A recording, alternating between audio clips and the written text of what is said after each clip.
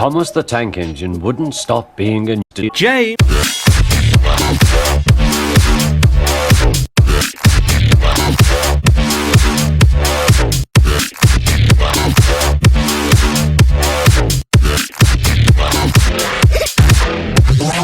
Fucking fat. Night after night he kept the other engines awake. Next morning, Edward and Thomas asked their drivers, and when they said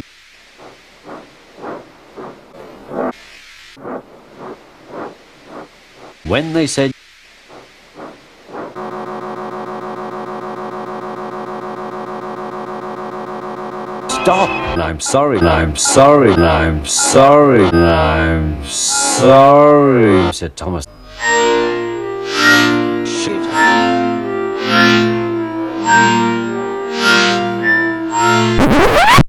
What a shit. You poof.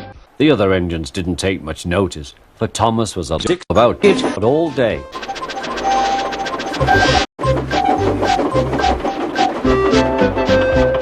Thomas began going faster and faster. Whee! He whistled as he exploded. When they said